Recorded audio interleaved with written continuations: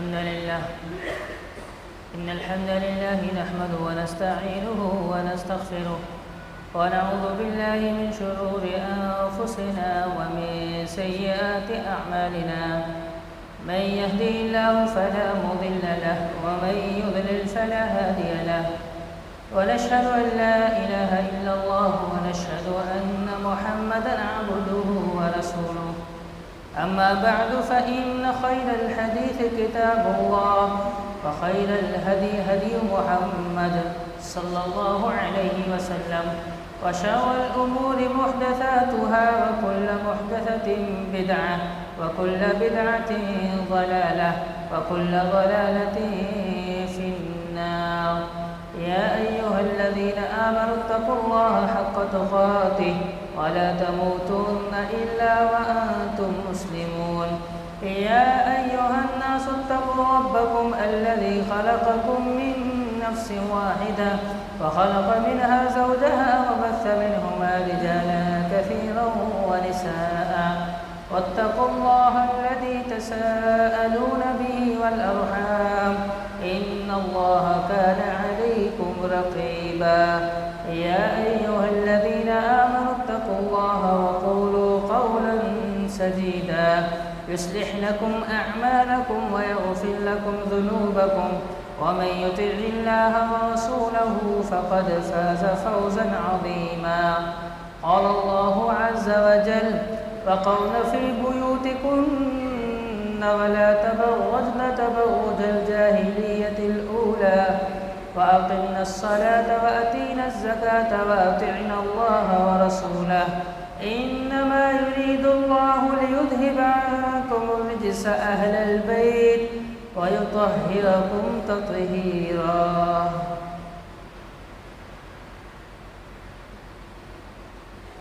اور تم اپنے گھروں میں ٹھہری رہو اور زمانہ جاہلیت کی طرح اپنی زینت کو ظاہر نہ کرو.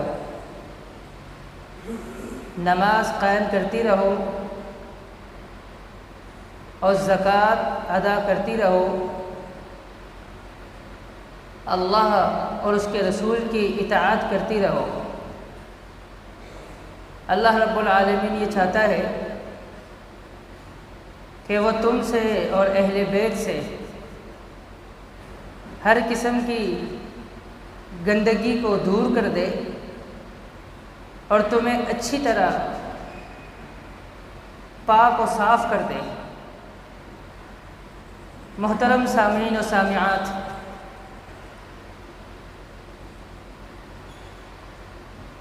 اہل بیت اس سے کیا مراد ہے؟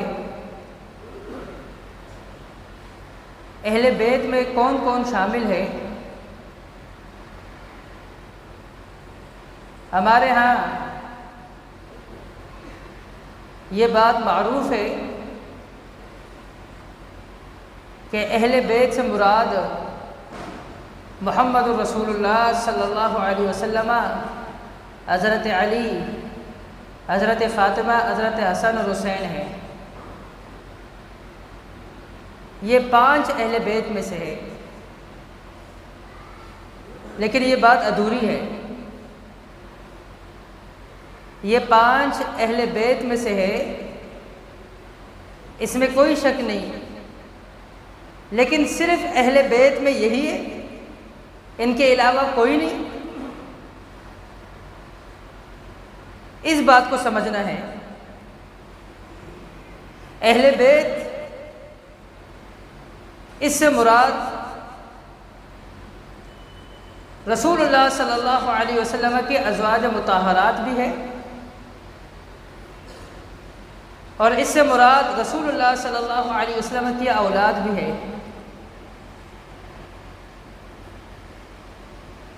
اہل بیت میں صرف حضرت علی اور اولادوں میں سے حضرت فاطمہ اور نواسوں میں حسن حسین، ان کو اہل بیت قرار دینا اور دیگر کو خارج کر دینا یہ کتاب و سنت کے بالکل منافی ہے.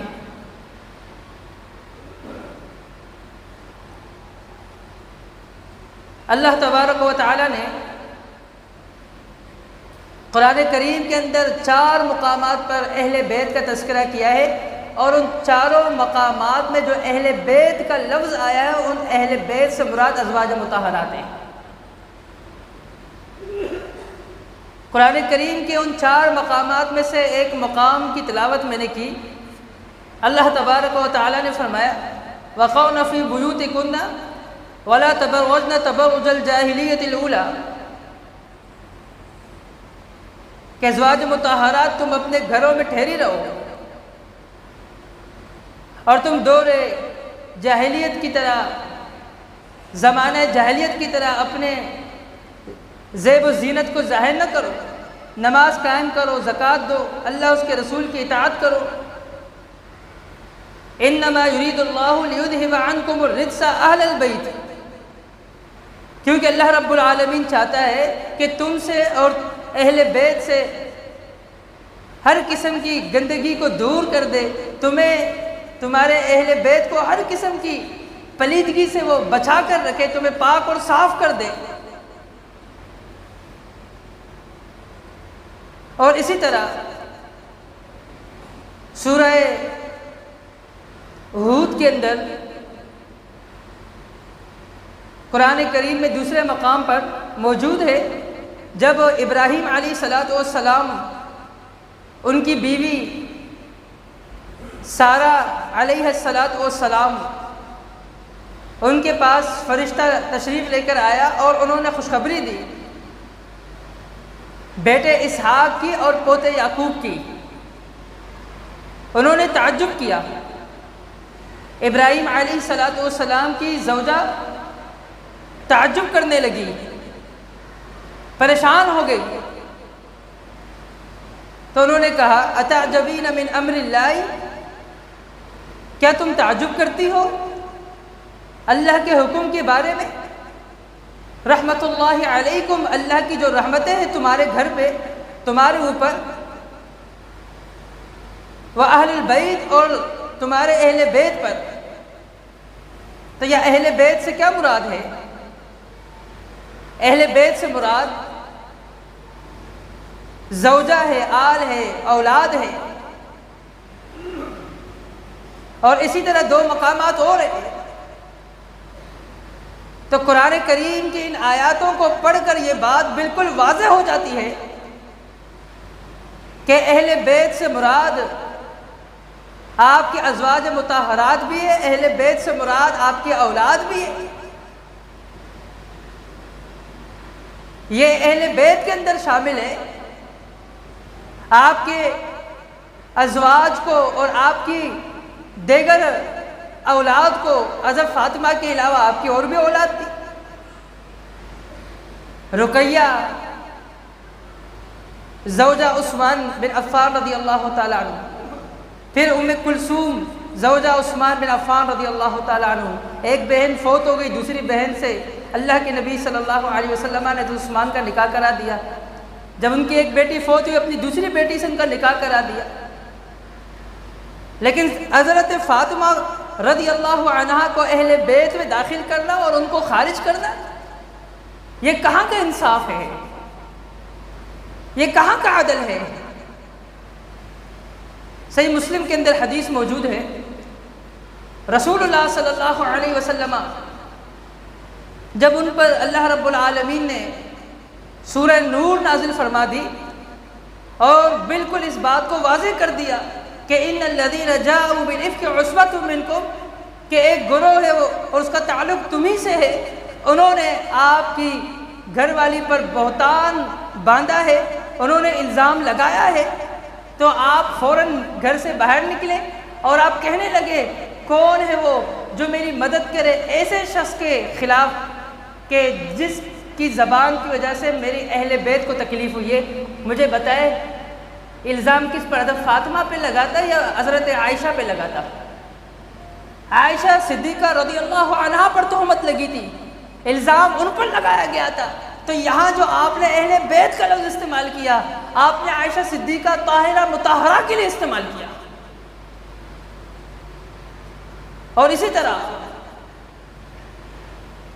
حضرت ابو بکر صدیق رضی اللہ تعالیٰ عنہ فرمایا کرتے تھے ارقبو، تم بہت خیال رکھو، لحاظ رکھو رسول اللہ صلی اللہ علیہ وسلم کے اہل بیت کا۔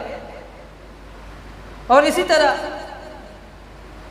صحابہ کرام رضوان اللہ اجمعین ایک مرتبہ رسول اللہ صلی اللہ علیہ وسلم کے پاس تشریف لے کر آئے اور آ کر کہنے لگے یا رسول اللہ، ہم نماز میں آپ پر درود کیسے بھیجیں، آپ پر، آپ کے اہل بیت پر؟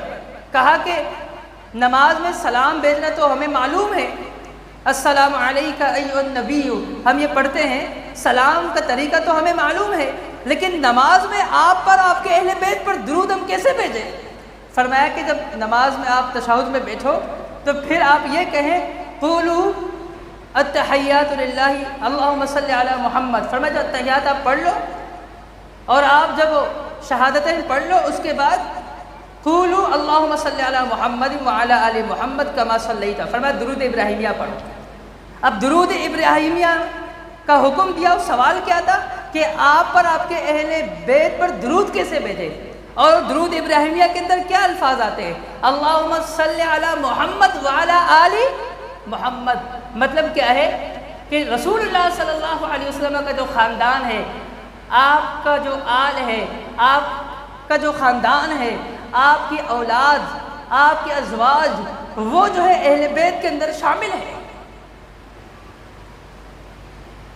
حضرت فاطمہ رضی اللہ تعالی عنہ فرماتی ہے رسول اللہ صلی اللہ علیہ وسلم اپنے مرض الموت کے اندر میرے کان میں 2 مرتبہ سرگوشیاں کرتے ہیں، اور ایک مرتبہ جب آپ نے آہستہ میرے کان میں سرگوشی کی تو میں رونے لگی، اور دوسری مرتبہ جب آہستہ میرے کان کے اندر آپ نے سرگوشی کی تو میں ہنسنے لگی۔ حضرت عائشہ صدیقہ فرماتی ہے میرے اتنے قریب سے کسی کو ایک پل میں رونا، دوسرے پل کے اندر ہنسنا کبھی نہیں دیکھا جو میں نے فاطمہ کو دیکھا تھا۔ ان سے وجہ پوچھی گئی، آخر اللہ کے نبی صلی اللہ علیہ وسلم اپنے مرض الموت میں آپ کے کان کے اندر کیا بات کہی ایسی کہ آپ رونے لگی، اور جب دوبارہ آپ کے کان میں کوئی سرگوشی کی آپ ہنسنے لگی؟ کہنے لگی رسول اللہ صلی اللہ علیہ وسلم نے میرے کان میں آہستہ یہ کہا کہ آپ کے بابا جان اسی مرض کے اندر اس دنیا سے جانے والے، تو میں رونے لگی۔ کہا اور جب دوسری مرتبہ جب میرے کان میں آہستہ کہا اور میں ہنسنے لگی، کہا وہ اس بات پر کہا کہ میرے اہل بیت میں سے سب سے پہلے رب العالمین اگر میرے ساتھ کسی کو ملائے گا تو وہ فاطمہ کوئی اور نہیں، وہ آپ ہوں گے۔ میرے اہل بیت میں سے سب سے پہلے رب العالمین میرے پیچھے، میرے پاس جس کو بھیجے گا، فرمایا وہ کوئی اور نہیں فاطمہ، وہ آپ ہوں گی۔ کہا اس پر میں نے خوشی کا اظہار کیا۔ حضرت فاطمہ رضی اللہ عنہ کو محمد الرسول اللہ صلی اللہ علیہ وسلم نے اہل بیت میں کہا، اولاد اہل بیت میں شامل ہے، ازواج اہل بیت کے اندر شامل، اہل بیت کے بڑے فضائل ہیں۔ جب آیات مباہلہ نازل ہوئی، رسول اللہ صلی اللہ علیہ وسلم نے بلایا حضرت علی رضی اللہ عنہ کو، جب فاطمہ وہ آئی، حسن حسین وہ آئے، اور آپ نے چادر ڈال دی اور آپ نے فرمایا اللہم ہؤلاء اہل بیتی، اے اللہ یہ میرے اہل بیت ہے۔ اب کچھ لوگوں نے یہ سمجھا کہ یہ اہل بیت ہے، اس کے سوا کوئی نہیں، جبکہ یہ نہیں کہا یہ اہل بیت میں سے ہے، یہ نہیں فرمایا کہ اہل بیت یہی ان کے علاوہ کوئی نہیں ہے۔ یہ ایک غلط فہمی ہے۔ اہل بیت کے اندر یہ سارے جتنی بھی آپ کی جتنی بھی اولاد ہے وہ سب شامل ہے، اور آپ کی جتنی بھی بیویاں ہیں وہ سب شامل ہے، آپ کا خاندان اس کے اندر شامل ہے۔ اور اہل بیت کی بڑی فضیلت ہے، آپ نے ان کے بڑے فضائل بیان کیے۔ حضرت فاطمہ رضی اللہ عنہ کی فضیلت کے حوالے سے آپ جانتے ہیں حضرت علی رضی اللہ عنہ کی کیا فضیلت تھی، آپ اس سے واقف ہیں کہ آپ نے فرمایا کہ کل میں جھنڈا اس شخص کے ہاتھ میں تھماؤں گا جس سے اللہ بھی محبت کرتا ہے، اس کا رسول بھی محبت کرتا ہے، اور وہ خود اللہ اس کے رسول سے محبت کرنے والا ہے۔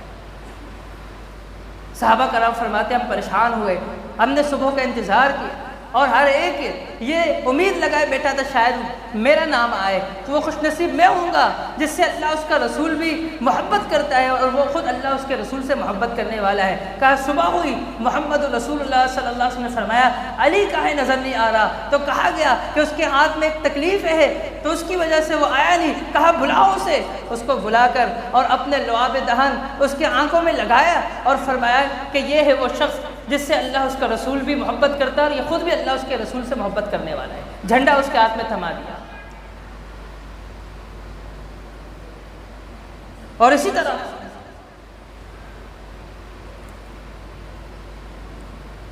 ازواج مطہرات، ان کی کتنی فضیلت ہے۔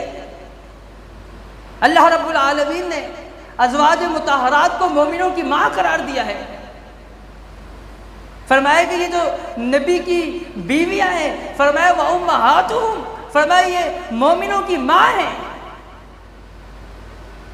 اللہ نے مومنوں کی ماں قرار دیا ہے ازواج مطہرات کو، چاہے وہ عائشہ صدیقہ ہو، چاہے وہ ام حبیبہ ہو، چاہے وہ حفصہ بنت عمر ہو، چاہے وہ صفیہ بنت حی ہو، چاہے وہ کوئی زینب بنت جحش ہو، چاہے وہ سودا ہو، جتنی بھی آپ کی بیویاں تھی ازواج مطہرات، وہ سب اس سب کے متعلق فرمایا کہ وَأَزْوَاجُهُ وَأُمَّهَاتُهُمْ، فرمایا کہ نبی کی جتنی بھی بیویاں ہیں ازواج ہیں، فرمایا وہ سب مومنوں کی ماں ہیں۔ آپ نے حسن حسین رضی اللہ عنہما کے فضائل کے حوالے سے امت کو آگاہ فرمایا۔ آپ نے فرمایا ان الحسن والحسین سیدہ شباب اہل الجنہ، فرمایا حسن اور حسین جنت میں نوجوانوں کے سردار ہوں گے۔ حسن اور حسین رضی اللہ عنہما ایک مرتبہ جمعے کے دن آپ خطبہ ارشاد فرما رہے تھے، وہ اندر مسجد میں داخل ہوئے اور آپ نے دیکھا یاسران ان کے پاؤں لڑک گئے اور وہ گرنے لگے، اور آپ نے ممبر چھوڑا اور آپ ان کے پاس گئے اور آپ نے ان کو پکڑا، سنبھالا، اور آپ پھر ممبر پر چڑھتے ہیں، سوار ہوتے ہیں اور آپ قرآن کی آیات پڑھتے ہیں اور آپ فرماتے ہیں کہ صدق اللہ، اللہ نے سچ فرمایا، انما اموالکم و اولادکم فتنہ، تمہارا مال، تمہاری اولاد تمہارے لیے ایک آزمائش ہے۔ بچے گرنے لگے تھے، بچوں کو کہیں چھوٹ نہ لگ جائے، اس ڈر سے آپ کو ممبر چھوڑنا پڑ گیا۔ آپ نے حضرت حسن رضی اللہ تعالیٰ عنہ کا ہاتھ پکڑا اور آپ نے کہا ھذا سید ھذا ابنی، یہ سردار ہے، یہ میرا بیٹا ہے۔ اللہ رب العالمین میرے اس بیٹے کے ذریعے ایک مسلمانوں کی دو بہت بڑی جماعتوں کے اندر صلح کروائے گا۔ ایک ایسا وقت آئے گا مسلمانوں کی دو بڑی جماعتوں کے بیچ میں جو ہے یہی صلح کروائے گا۔ حضرت علی شہید ہوتے ہیں اور اس کے بعد 6 مہینے تک حضرت حسن رضی اللہ تعالیٰ عنہ مسلمانوں کے خلیفہ مقرر ہوتے ہیں، اور جب وہ یہ تضاد بڑھتا چلا جاتا ہے، امیر معاویہ رضی اللہ تعالیٰ عنہ کو جو چاہنے والے ہیں وہ کہتے ہیں ان کو ہونا چاہیے تھا، کیونکہ وہ کاتب وحی ہے، وہ محمد رسول اللہ صلی اللہ علیہ وسلم کے ساتھ بھی جنگیں لڑی ہے، اور یہ حسن جو ہے یہ چھوٹا بچہ ہے، اس کے فضائل اپنی جگہ ہے، لیکن جنگی مہارت اور معاملات سارے جاننے والا وہ کاتب وحی، وہ کون؟ وہ حضرت معاویہ ہے، انہیں ہونا چاہیے۔ جب یہ اختلاف بڑھتا چلا گیا، آپ کو 6 مہینے ہی گزرے تھے، آپ نے خلافت چھوڑ دی اور آپ نے جا کر صلح کر دیا اور آپ نے مسئلہ ہی ختم کر دیا، اور یہی وجہ ہے شہادت حسین کا تذکرہ کیا جاتا ہے، شہادت حسن کا تذکرہ نہیں کیا جاتا۔ حضرت حسن سے بغض رکھا جاتا ہے، حقیقت تو یہ ہے۔ کیوں؟ اس لیے کہ انہوں نے صلح کی تھی۔ کہتے ہیں کہ صلح کیوں کی حضرت معاویہ سے؟ تو ماتم شہادت حسین صرف کیوں؟ تو ماتم شہادت حسن بھی تو ہونا چاہیے۔ اس سے بغض ہے، اس سے عداوت ہے، اس سے دشمنی ہے۔ کیوں؟ اس لیے کہ انہوں نے حضرت امیر معاویہ کے ہاتھ پر بیعت کیوں کی؟ انہوں نے بیعت کی تھی اس وجہ سے، فرمایا کہ یہ میرا بیٹا، یہ سردار ہے، اس کے ذریعے اللہ رب العالمین 2 جماعتوں کے درمیان صلح کروائے گا۔ اور اسی طرح لوگوں نے، آپ گزشتہ جمعات سے سن رہے ہیں کہ آپ کو یہ بتایا جا رہا ہے کہ لوگوں نے ایک پروپیگنڈا کیا ہے کہ اہل بیت اور صحابہ کرام ان کی آپس میں بنتی نہیں تھی، یہ ایک پروپیگنڈا ہے۔ گزشتہ جمعے کو آپ کو بتایا گیا تھا، قرآن کریم کی متعدد آیتیں پڑھ کر ان سے ثابت کیا تھا کہ یہ آپس میں کس طرح محبت کرنے والے رحماء بینہم، ایک دوسرے کے اوپر دوسروں کو، اپنے اوپر دوسروں کو ترجیح دینے والے ہیں، ایک دوسرے پر جان کی بازی لگانے والے تھے۔ آپ کو یہ سمجھایا گیا تھا۔ آپ مجھے بتائیے، آپ جس سے محبت نہ کرے اس کے نام پر اپنے بیٹے کا نام رکھیں گے؟ حضرت علی رضی اللہ تعالیٰ عنہ، ان کے ہاں جب بیٹا پیدا ہوا، کون؟ حضرت حسن۔ محمد رسول اللہ کو یہ خبر پہنچی، پوچھا کون بچہ پیدا ہوا ہے؟ بچی، کہا بچہ ہے، کیا نام کیا رکھا ہے؟ کہا حرب نام رکھا ہے۔ کہا حرب نام نہیں، فرمایا کہ نام اس کا حسن ہے۔ اور اسی طرح پھر دوسرا بیٹا پیدا ہوا، حضرت علی رضی اللہ عنہ نام حرب رکھا، ان کی خواہش تھی کہ میں حرب رکھوں۔ کہا نام کیا رکھا علی؟ کہا حرب نام رکھا یا رسول اللہ۔ کہا نہیں، یہ حسن ہے، وہ حسین ہوگا۔ آپ نے نام اس کا حسین رکھ دیا۔ اور جب تک حضرت فاطمہ رضی اللہ عنہ زندہ تھی، حضرت علی رضی اللہ عنہ نے دوسری شادی نہیں کی۔ جب حضرت فاطمہ رضی اللہ عنہ فوت ہو گئی، اہل تشیع کی اپنے ہی معتبر کتابوں کے اندر یہ بات لکھی ہے کہ آپ نے، حضرت علی رضی اللہ عنہ نے 18 شادیاں کی۔ کتنی شادیاں کی؟ 18 شادیاں کی۔ اور اسی طرح مشہور شیعہ عالم اپنی کتاب کے اندر خود لکھتا ہے، ارشاد کے اندر لکھتا ہے، مفید جو عالم دین ان کا، وہ ارشاد کے اندر لکھتا ہے، وہ کہتا ہے کہ حضرت علی رضی اللہ تعالی عنہ نے 18 شادیاں کی تھی، اور وہ لکھتا ہے کہ حضرت علی رضی اللہ عنہ کے 14 نرینہ اولاد تھے۔ 14 نرینہ اولاد، ان میں سے جو 2 نرینہ اولاد حسن حسین و حضرت فاطمہ رضی اللہ عنہ کے بطن سے تھے، اور باقی دوسروں سے۔ اور اسی طرح مشہور مورخ، اہل تشیع مشہور مورخی، اپنی کتاب کے اندر تاریخ یعقوبی کے اندر یعقوب خود لکھتا ہے کہ حضرت علی رضی اللہ تعالی عنہ نے متعدد شادیاں کی، اور کم سے کم آپ نے 18 شادیاں کی۔ حضرت فاطمہ کی وفات کے بعد 17 شادیاں اور کی، اور کہتے ہیں آپ کی نرینہ اولاد 14 تھے۔ اور فرماتے ہیں کہ واقعہ کربلا کے اندر، ثانیہ کربلا کے اندر حضرت حسین کے ساتھ شہید ہونے والے جو آپ کے بھائی تھے، ان میں سے آپ کا ایک بھائی ابو بکر بھی تھا، ابو بکر بھی تھا۔ اور اسی طرح ابو الفرج الاصفہانی، مشہور شیعہ عالم، وہ بھی اپنی کتاب کے اندر لکھتا ہے، وہ بھی کہتا ہے کہ جب حضرت علی رضی اللہ تعالی عنہ کے ہاں حضرت حسن حسین کے بعد جب دوسرے نرینہ اولاد پیدا ہوئے، تو آپ نے ایک کا نام ابو بکر رکھا، دوسرے کا آپ نے جو ہے عمر رکھا، تیسرے کا عثمان رکھا، چوتھے کا عباس رکھا۔ آ کر لوگوں نے کہا اخرت عمک یا علی، آپ نے اپنے چچا کا نام مؤخر کر دیا، یہ آپ نے کیا کیا ہے؟ چچا کا نام آپ نے مؤخر کیا ہے، چوتھے نمبر کے بیٹے کا نام عباس رکھ دیا، اور آپ نے پہلے نمبر پر ابو بکر، اس کے بعد عمر، اس کے بعد عثمان۔ یہ وہ اولاد ہے جو حضرت فاطمہ سے ہٹ کر، ان کے بطن سے نہیں ہے، ان کے بطن سے جو اولاد ہے وہ سب سے بڑا حضرت حسن ہے، پھر حضرت حسین ہے، ان کے بعد جو ہے ابو بکر ہے، عمر ہے، عثمان ہے، عباس ہے۔ کہا کہ علی یہ تم نے کیا کیا ہے؟ تم نے اپنے چچا کو مؤخر کیا۔ کہا میں نے مؤخر نہیں کیا، میرے رب نے ان کو مؤخر کیا ہے۔ کہا میں نے مؤخر نہیں کیا، میرے رب نے ان کو مؤخر کیا۔ کہا کیوں؟ اس لیے کہ کہتے ہم اس بات کو اچھی طرح جانتے ہیں، ہمارا یہ عقیدہ ہے کہ صحابہ کرام میں پہلا نمبر اگر کسی کا ہے وہ ابو بکر کا ہے، کہا اس کے بعد اگر کسی کا ہے وہ عمر کا ہے، اس کے بعد کسی کا نمبر ہے وہ عثمان کا ہے۔ کہا یہ ہمارا عقیدہ ہے۔ کہتے یہ میں نے مؤخر نہیں کیا، یہ میرے رب نے ان کو مؤخر رکھا ہے۔ اب اپنے چچا عباس کا نام اپنے چھوٹے بیٹے پر رکھا، اور اسی طرح اپنی کتابوں کے اندر ان مورخین نے خود لکھا ہے کہ حضرت حسن کے یہاں 8 نرینہ اولاد پیدا ہوئے، اور آپ نے جب آپ کی پہلا بیٹا آپ کا پیدا ہوا، حضرت علی نے آ کر پوچھا، کہا کہ کیا نام رکھا ہے؟ کہا بابا آپ نام رکھے۔ کہا ٹھیک ہے، میں تو اس کا نام اپنے جو ہے اس کا نام جو ہے میں آپ کے ہی نام پر رکھتا ہوں، اپنے فرزند کے نام پہ رکھتا ہوں۔ حضرت حسن کا پہلا جو بیٹا تھا اس کا نام بھی حسن تھا، وہ حضرت علی نے رکھا تھا۔ کہا کہ میں اس کا نام آپ کے ہی نام پر رکھتا ہوں کیونکہ آپ کا نام میرے نہیں محمد رسول اللہ نے رکھا تھا۔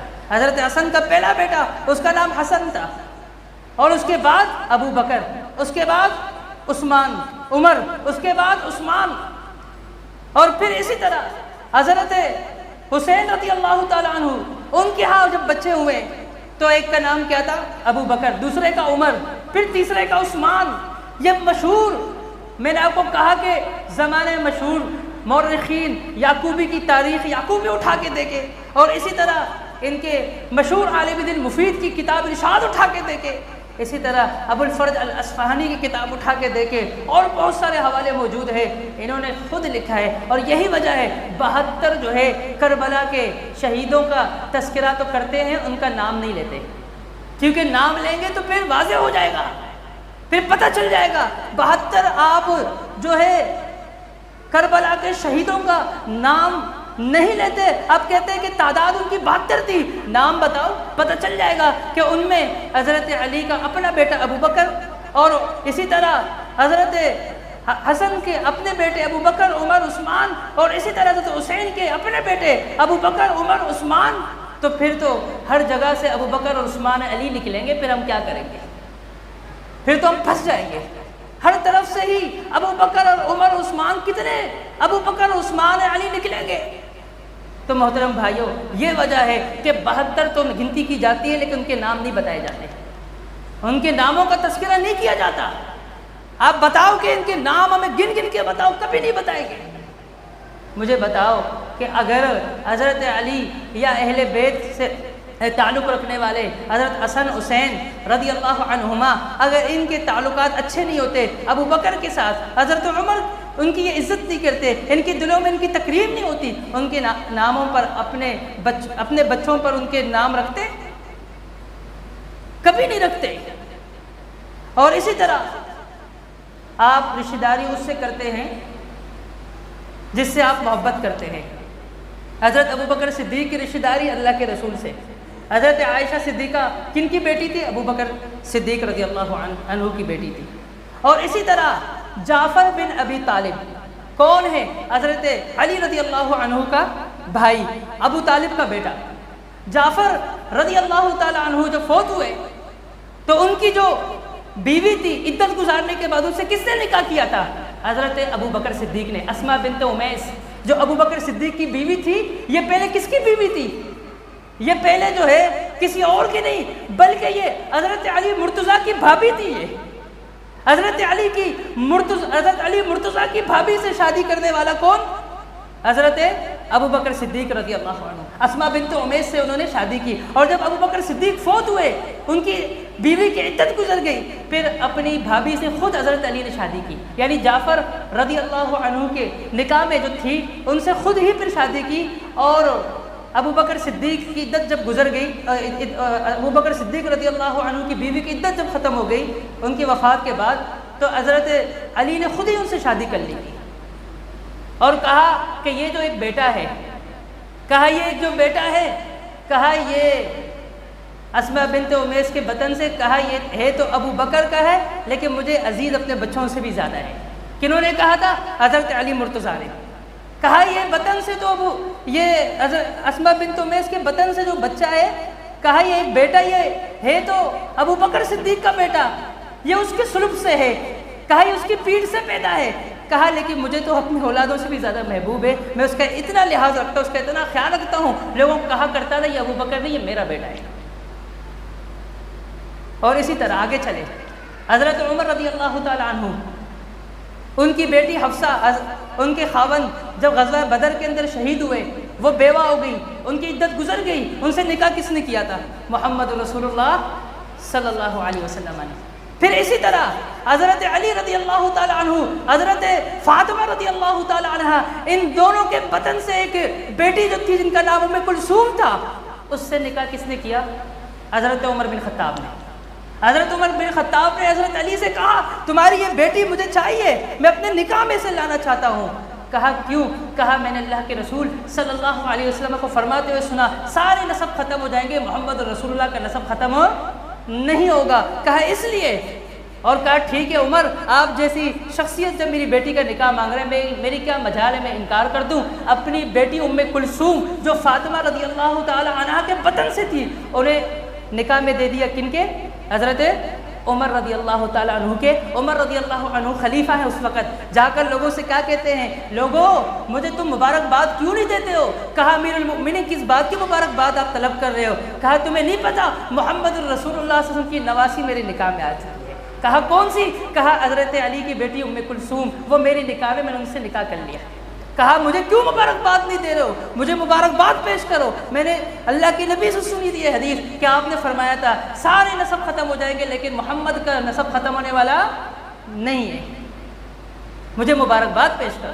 تو مجھے بتائے جہاں پر لوگوں نے یہ پروپیگنڈا کیا ہے، جہاں پر وقتی طور کے ان کے رنجشوں کو دشمن نے اسلام اور اسی طرح یہود و نصارہ کفار کے سازشوں کی وجہ سے جن کی وقتی طور کی جو غلط فہمیاں ہیں ان کو بنیاد بنا کر جنگ جمل جنگ صفین کو بنیاد بنا کر پوری زندگی کے تعلقات رشتہ داریاں اور ان کی محبت ان کی آپس کے رفقت ان سب کو نظر انداز کر لیا ہے، یہ کہاں کا انصاف ہے، کہاں کا عدل ہے؟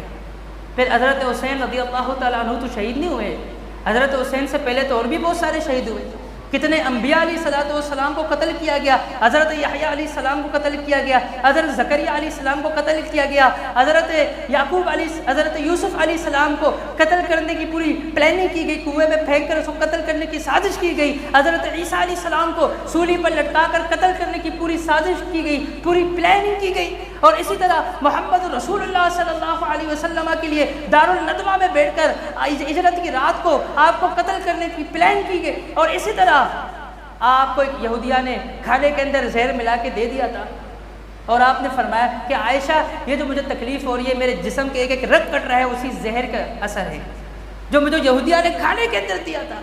اور اسی طرح پھر آؤ صحابہ کے اندر حضرت عمر شہید نہیں ہوئے، حضرت عثمان شہید نہیں ہوئے، کتنی بے دردی سے عثمان بن عفان کو شہید کیا گیا، کتنی بے دردی سے حمزہ بن عبد المطلب کو شہید کیا گیا، اور کتنے زیادہ بے دردی سے حضرت علی رضی اللہ عنہ کو شہید کیا گیا، کہ حضرت حسن رضی اللہ عنہ کو زہر دے کر شہید نہیں کیا گیا تھا؟ تو پھر صرف افسوس شہادت حسین پہ کیوں؟ یہ سارے شہید ہوئے تو صرف ماتم شہادت حسین پہ کیوں؟ سوال یہ ہے۔ اور شہادت ماتم کی تو ضرورت نہیں، شہادت ایک بہت بڑا مقام ہے، ہمیشہ دعائیں کیا کرتے تھے، اور شہداء کا کیا مقام کیا مرتبہ ہے، اللہ رب العالمین کے ان کو کیا مقام ملے گا۔ اور اسی وجہ سے علامہ اقبال نے کہا تھا کہ کہہ دو غم حسین منانے والوں سے کہ مومن شہداء کا کبھی ماتم نہیں کرتے، ہے عشق ہمیں اپنی جان سے زیادہ آل رسول سے، یوں ہم سر عام ان کا تماشا نہیں کرتے۔ فرمایا کہ ہم ان سے زیادہ محبت کرنے والے ہیں، فرمایا لیکن ہم ان کا تماشا نہیں کرتے، یہ ماتم کر کے پیٹ کے ہر جگہ یا حسین یا حسین، فرمایا کہ ہم ان کا تماشا نہیں کرتے۔